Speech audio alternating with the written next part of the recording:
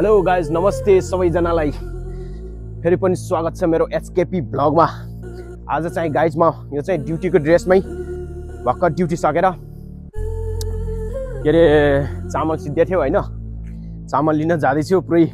आज चाहिँ मैले फोन गरेको हैन, फोन गरेर भन्दै आज चाहिँ डेलिभरी हुँदैन 6 बजेभन्दा पछाडि, आज हाम्रो ग्राहक छैन भनेर भन्थ्यो। सो आज चाहिँ पुरा नेपालमा जस्तै कुममा हालेर ल्याउँ यो चामल हैन। 20 केजी चामल यार। पहिला त 1 महिनामै सिद्धिन्थ्यो। अहिले चाहिँ एकजना मैले एक्लै 20 केजी चामल 1 महिनामै सिद्ध्याउँथेँ कि पहिला, तर अहिले चाहिँ लगभग 1.5 महिना जति हुन्छ हैन। अलि खानामा अलि कन्ट्रोल गरिरहेछ। त्यस्तै छ गाइज। अब के गर्ने, महँगाई फेरि कोरियामा अहिले यति साह्रो महँगाई छ कि पुरै हर सामानलाई हुन्छ हैन। यहाँको तलब अनुसार चाहिँ ठिकै यो बारे हैन। बरु हाम्रो नेपालमा चाहिँ महँगाई मात्रै हो हैन।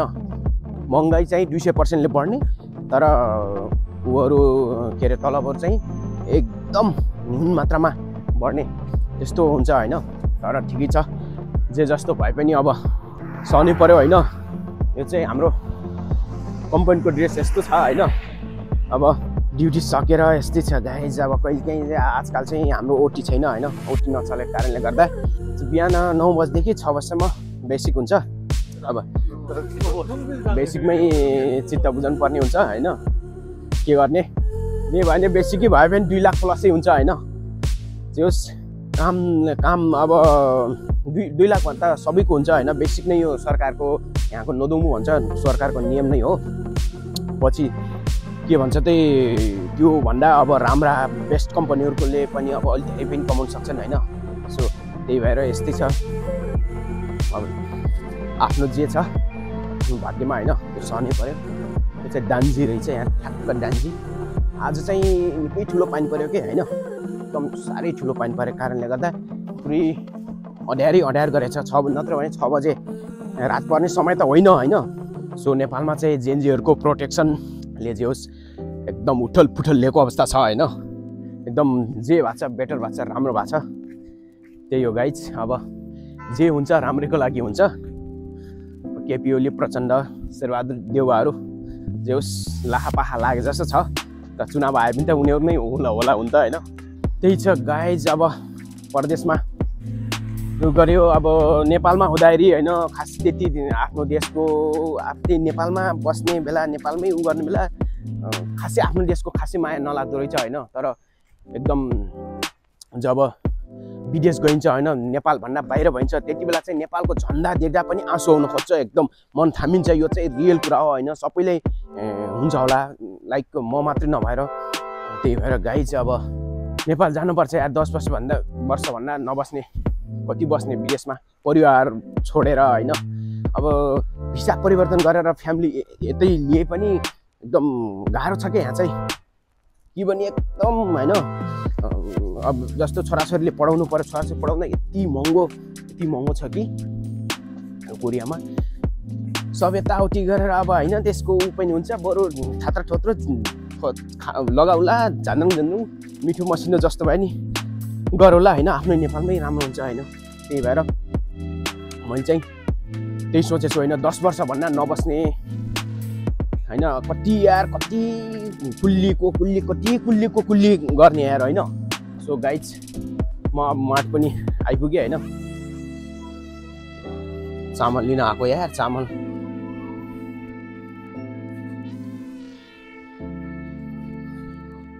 कहाँ छ भने ओ एकदम पर्यो यार। अनि यहाँ चाहिँ यही चामल लङ पर्ला हैन। चामल चाहिँ यही हो।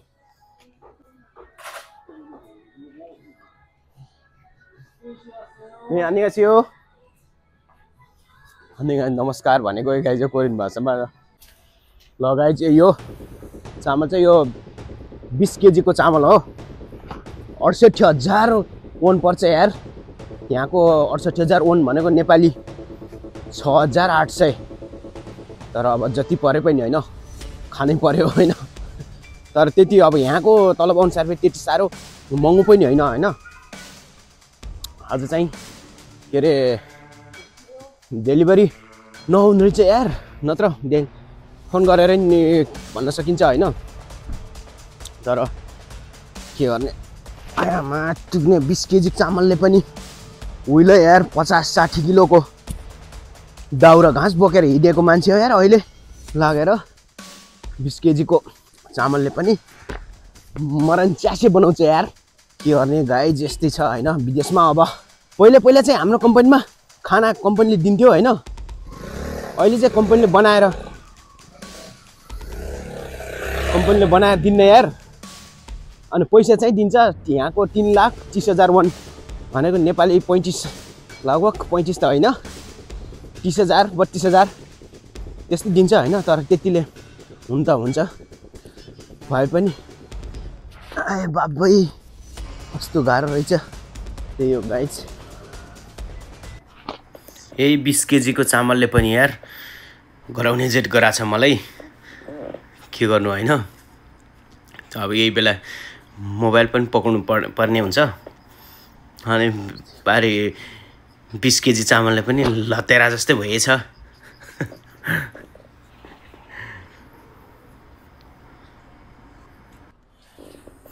पहिला गाउँघरतिर उठाएर कत्रा भारी बोकिन्थ्यो यार केही हुन्थेन अब ज्यान बिग्रियो भाइ अब हामीले कामहरू ड्युटीहरू जति जस्तो गरे पनि हैन तर पहाडमा उकालो ओह्रालो गरे जस्तो पुरा भारीहरू तल माथि लिएको जस्तो नहुँदो रहेछ के अब ड्युटी गरिन्छ हैन ओटी भाबीले त बिहानदेखि रातिसम्म गरिन्छ तर त्यस्तो नहुँदो रहेछ के एकदम ज्यान बिग्रिहाल्ने रहेछ के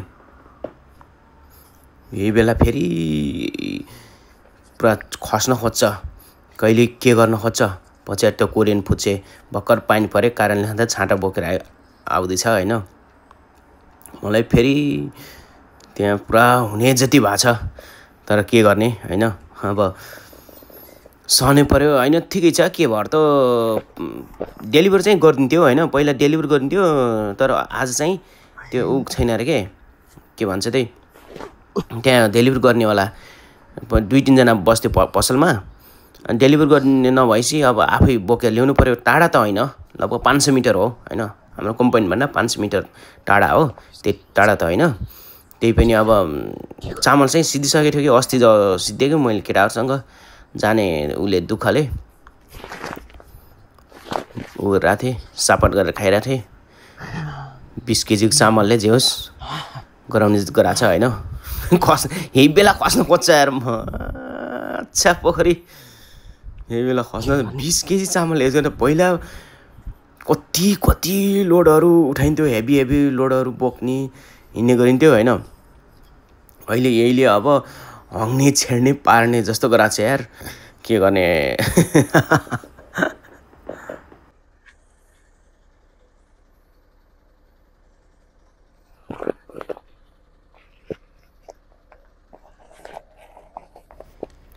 यही बेला फेरि बाटो नखुलेको रहेछ के बाटो नखुलेको भएर यही माहाइ भएको बेला हैन बाटो खुलेकै रहन्छ त्यही भएर उता फेरि बाटो खुल्नु जेब्रा बल्ल खुल्यो जेउस केटोले अब आफ्नो आरा बोकेर हिँड्दैछ हैन के गर्ने बोक्नु पर्यो अनि त्यहीमा मोबाइल पक्ड्नु पनि परेछ बोक केटा बोक के गर्ने यस्तै छ खस्न खोज्ने कि यार 20 केजी चामलले किन यस्तो गराएको होला यार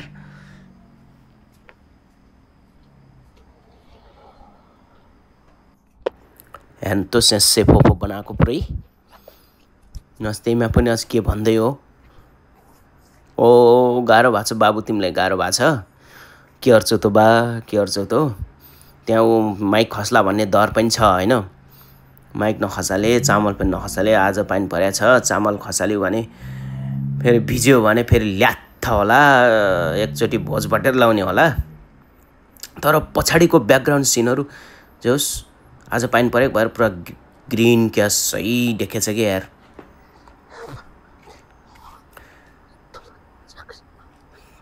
हात पाटेर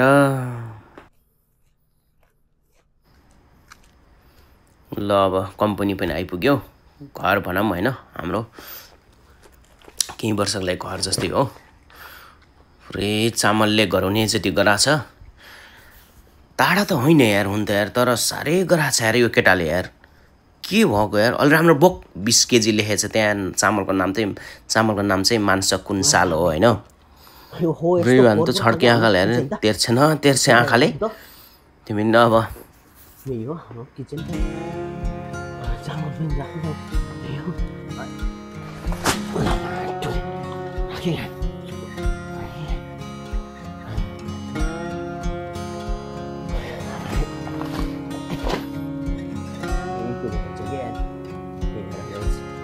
यस्तो चाहिँ हो यो 20 किलो चामल हो 20 किलो यही हो 20 किलो चामल ल गाइज म चाहिँ चामल लिएर आएँ चामल चाहिँ यही हो होइन अब 1.5 महिनाको लागि ढुक्क भयो भिडियो कस्तो लाग्यो च्यानलमा नयाँ हुनुहुन्छ भने एक सब्सक्राइब गर्दै च्यानलमा जोडिनु न गाइज अनि भिडियो एक लाइक अनि सब्सक्राइब गर्न नभुल्नु ल ओके बाई